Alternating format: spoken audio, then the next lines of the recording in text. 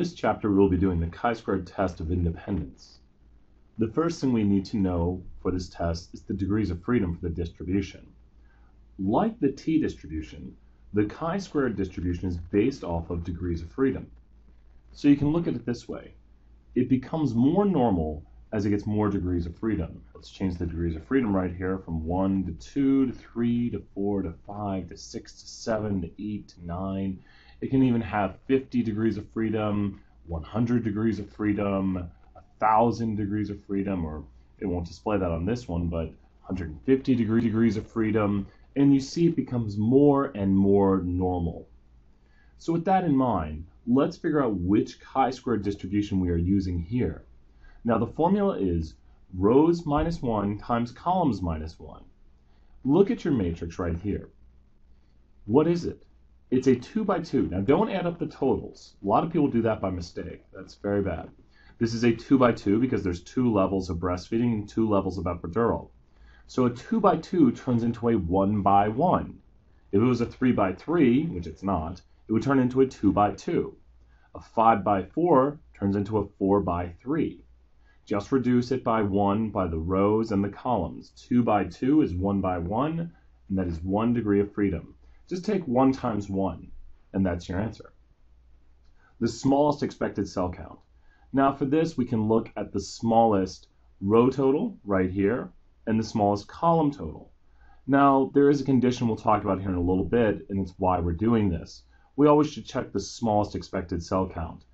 Right here we have 470 and 385.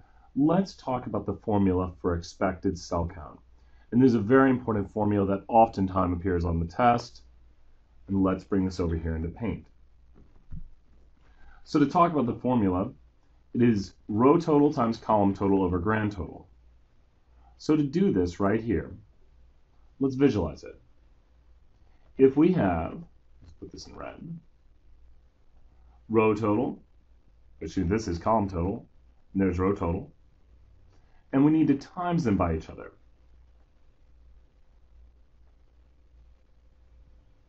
And then we need to go over the grand total. And if you look at this right here, this is the formula, row total times column total over grand total. And I always ask people to do this on their test. It's a great way. You think about which one are you trying to find right here. And let's change over to another circle. I'll circle this guy right here, because this is the one we're actually finding the answer for. We are doing its row total times its column total over the grand total. So there we have the answer. Let's try a different one right here. If we wanted to do the yes, yes cell, what would we have to multiply together and then divide by? Try to figure this out for a moment. We would multiply right here. Well, let's put in our x. And then we are going to divide by the grand total. Oops, wrong thing. So we're doing, once again, row total times column total over grand total. And in this blue circle right here, we are finding the expected cell count for that cell. For that cell in the blue, we are finding its expected cell count, because it's giving us a weighted average. It's telling us if there's 385 here and 703 here, out of the 1,173, how many would we expect? So we can find out an expected cell count right here. So let's go back and do the original question, which uses the 177. So for the 177, I will take, pull up the calculator here, 385 times 470 divided by 1,173. And I'm going to simply edit, copy, and paste into here, and then delete down until I need to round. Check the assumptions. Well, we just checked the smallest expected cell count, and it is definitely bigger than 5.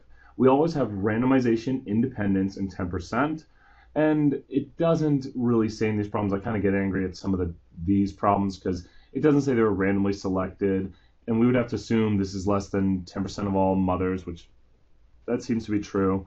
And if it is categorical data, it's definitely count data. On the test, once again, It needs to say random. Independence is generally associated with randomness. As long as it says random, you should be fine. Unless it were to say we walk up to groups of students randomly. A group would not be independent of each other, even if we walk up to random groups. I don't think we'll be nearly that tricky on the test. Generally, if it says randomization, we're talking about randomization and independence right there. Good deal. 1 down, 3 to go. With this one right here, for the test, I like the conditions to be stated this way. I like to say there is no association, there is an association. And they kind of mix it all up right here. They start out with independence, and then they say there is an association. So we could say breastfeeding success is independent of having an epidural, breastfeeding success is dependent. And that would kind of be one way of phrasing, is to say independent and then dependent down here. I like there is no association between breastfeeding success and having an epidural. There is an association. One thing to notice of this, we're not showing directionality. It's just there is no association, there is an association. Another way of phrasing that is there is no relationship, there is a relationship. So the null is there is no, and then the alternative would be there is a, or is an. What is the component of chi-squared for epidural no breastfeeding cell? Now to get this, and let's look here, epidural, so we need epidural, yes, and no breastfeeding right here. I believe that is the correct one. We need to do a little bit of math right here. And let's do it on the screen, and then let's do it on the calculator. We need to find the expected cell count, which will be 390, or we just did this before, times 454, divided by 1,177. And this is the expected cell count. I'm now going to copy this. The formula for cell chi-squared is observed minus expected quantity squared over expected. So what I need to do here now is take the observed, which is 163, divide by, I need to take the observed, which is 163, minus the expected, and then I'm going to square this, observed minus expected squared, and then I'm going to divide by the expected, which will give me a little bit over 1, like 1.05. Hey, there we go. Is that, I guess, correctly for once? So that all rounds to 1.05, I believe. I should have just guessed the whole problem. That tells us how odd the cell is. The chi-squared is how odd the cell is, because what we're looking at here is the observed minus the expected squared. So it's a squared difference. The bigger this is, the further we were away from the expected. We were only 13 away from the expected. So now let's run the test. The way this test is ran right here is by taking all the cell chi-squareds and adding them up. And we can do this on our calculator. What you need to do on your TI calculator is go to second matrix. And you'll see that on the left side of your screen. Second, and it's on the x to the -1 power. So second matrix. You'll need to go over to edit on the far right. Go to edit on your matrix A and put in a 2 by 2. Next, enter in your numbers 227, 496, 163, and 291. Once you've entered in all those numbers, you can hit, let's exit out of this, second quit. And we want to go to stat, and we want to go to we want to go to C. So we want to go to C right here, which is the chi-squared test. We put in observed A and expected B, and we hit calculate. Now it'll give us the chi-squared statistic, and it'll also give us the p-value. If you hit draw, you can obtain what I will show you here in one moment, and this is all going to round. If you hit draw 2.56, let's go over to our chi-squared distribution. I'm using statdistributions.com. You can type it into Google and find it, and it'll show up. This had 1 degree of freedom because it was a 2 by 2, and the chi-squared statistic was 2.56. This was obtained from adding up all the cell chi-squareds. What I did on the previous problem, finding this one cell chi-squared, I would need to find that for all 4 cells and then add them up and plot it on the chi-squared curve with 1 degree of freedom. And as we see right here, we get the same p-value I had before on the previous problem right here, 0.11. And here's the visualization you will also see on your calculator. Now, one more thing to mention is if you go back into second matrix and you go to matrix B and hit enter on it twice, it'll give you the expected cell counts. So we could have used this to get the expected cell counts. It stores the expected cell counts in matrix B. So you can print matrix B by just clicking on it twice, and you can see 150.433, which is what we obtained when we did it up here and did the work by hand. So can we reject at the 0.05 level? No. We fail to reject. There is no evidence. There's not enough evidence. Let's see here. Fail to reject the null. There's not enough evidence. Big thing here, always say fail to reject when it's above alpha and reject when it's below alpha. Do not say the bad A word. Accept. Don't say that. We either reject or fail to reject. So how many degrees of freedom does this have? It's a 4 by 4. We can look. A 4 by 4 turns into a 3 by 3, 9 degrees of freedom. We are doing the chi-squared test of independence. We will always be doing that here. I don't like the way they phrase these again. I would say there is no association between major and birth order. There is an association, but they're going to say that they're independent. And let's see here. They're going to say there is an association. I would simply say there is no association. There is an association. You want to show evidence of an association. Kind of, we don't start out assuming those things. Aha, now this one we have to be careful on. The smallest expected cell count would be right here for 3 and professional. These are the smallest row and column totals. You're always dividing by 222. So I need to take 21 times 28 divided by 222. And we fail the at least 5 in the expected cell count. Now, it's not because this is 1. That's the actual count. I found the expected cell count by timesing 21 times 28 dividing by 222. And I didn't pick this because of the 1. I picked this because this is the smallest column total, and this has the smallest row total, and we just divide by then the total.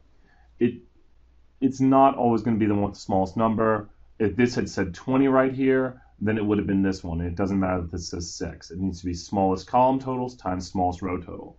So we are going to pass everything except the expected cell count, which means our results are kind of suspect. How many degrees of freedom? 9, because a 4 by 4 turns into a 3 by 3. State my conclusion. Well, let's graph this. So it's 20.21 on one with 9 degrees of freedom. What we would have is 20.21. Here's our graph right here, and there's our p-value. This is a very small p-value. Is it small enough? It says 0.05 alpha. The p-value is below alpha. So we will reject. There is evidence. So reject. There is evidence. So with the problems with everything going on, since the expected cell count is messed up, it's going to inflate some of our results, and that's just a problem that occurs. But on the test, we wouldn't give you a crazy question like this. We'd just ask you to check the assumptions, generally speaking, and yeah. So we are once again doing a test of independence. Once again, I don't like the phrasing. I would say there's no association between gender and political party. There is an association. So let's go to right here. They're independent, and there is an association. Once again, political party is independent of gender. Political party is dependent of gender. Or you could say political party is independent of gender. Political party is not independent of gender. It just needs to meet some of these criteria right here. I suggest keeping the wording the same. If you say independent, go to dependent or not independent down here. If you say there is not an association, say there is an association. I like the same wording. Count data, yepo. Is a randomization condition met? Does it say at the top? It doesn't, but I wish it did. But we will assume that this question just wants us to believe that. Expected cell count. Now on this one, you notice it's tricky. It doesn't give you the row and column totals. So frankly, we have to figure those out for ourselves. This one right here will have the smallest column total because we can kind of just view that 17 plus 24 is 41. Now I need to check the totals on the other ones. 102, 102, and let's keep that in our heads, and 101. So it is 101. So the smallest expected count would be here on the bottom because that has a total of 101 and 41. So I'm going to take 41 times 101 because 41 was right here, 101 here. I'm finding the expected cell count for females independent. I'm going to divide by 203. 41 times 101 divide by 203 because that is the grand total. And I get 20.399. I have checked the expected cell count. It is now greater than 5. We are good. The calculate the chi-squared statistic. This is where your calculator is going to come in handy. Rather than doing them all by hand, which frankly is good practice, we would need to find the expected cell count for each of these, and then do observed minus expected squared over expected, and then add up all the cell chi-squareds. We can go to our calculator once again with second matrix. Go over to edit on the far right. Click on A and type in 2 by 3. Let's type in our numbers, 33, 45. You can just keep hitting enter and it will keep going over. 24, 52, 32, and 17. Once you've entered them all in, hit second quit to get out of there. Go to stat, go over to tests, and go to, let's see here, C, number C for chi-squared. We can hit calculate or draw, it's our choice. I will hit calculate. The chi-squared for the test is 7.63, and then do one more 2. If you do not have a calculator, I highly encourage doing this by hand. It's not the hardest thing to do, but you'll need to carry your decimals, and it'll probably take about 5 or 10 minutes. But find all the expected cell counts, and then find your cell chi-squareds and add up all the cell chi-squareds. Now for this one right here, I think I know the answer off the top of my head. Haha! One of the issues with this problem right here, so this is 2 degrees of freedom. Does everyone notice that? There's a 2 by 3, which turns into a 1 times 2. So 2 by 3, 1 times 2. Let's go back to our applet right here, and I will put in 2 degrees of freedom, and it said, what's the critical value right here?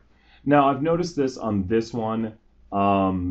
This applet gives a slightly different answer, and I don't know why. It's just figuring it up a different way, maybe. This is the answer it wants. I've done this problem so many times, I've memorized it. We've never asked critical values on the test. This will be your answer right here. And it's obtained virtually the same way with any other applet. I have no idea why this one gives a slightly different answer, but I don't know. There must be slightly different ways of calculating it. They must be using a different formula to approximate the chi-square distribution. But it's off by, you look at it, tens, hundreds, thousands, it's off by 3 thousandths, and unfortunately this will count it wrong. So this is your answer right here, and we never have anything on the test like find the critical value. But the critical value means the point at which you would reject. As in, if we get a chi-squared greater than this, because check it out, if I type in 6 right here, my p-value will be below 0.05.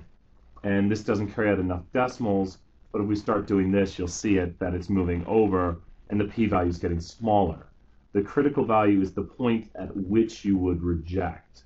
So after 5.991, all p-values would be smaller than 0.05, so I would reject my null at any point beyond that. So 7.632, well, I know it has to be smaller than 0.05, so that's an easy question right there. But let's view it. 7.632. Let's go here to stat distributions. Let's type in 7.632, and there's our p-value right there. Once again, it's smaller than 0.05 because it's past the critical value. What will I do? Well, we're past the critical value, so we will definitely reject. There is sufficient evidence to support the claim. And that's it. Make sure to practice this one by hand and in your calculator. You should be able to find any expected cell count. Going back to these right here, what is the expected cell count for agriculture, birth order 2? Let's find that. Can you get it? Expected cell count for agricultural birth order 2. It would take 65 times 92 divided by 222. That's your expected cell count right there. And the chi-square for that would be really low because observed minus expected would give you about 2, and then you need to square that, you get 4, and then divide by this. So it's going to be a very small cell chi-squared. If you notice, the observed and the expected are close, which gives you a small cell chi-squared. So good luck with this. Practice up. Make sure you know how to do any expected cell count and any cell chi-squared. I would take this number right here to get the cell chi-squared for this, and do observed minus expected. And I'm going to square that because now it becomes positive. And then I divide by expected and get about 0.13 or 0.14. Good deal. Good luck. Email me if you have questions.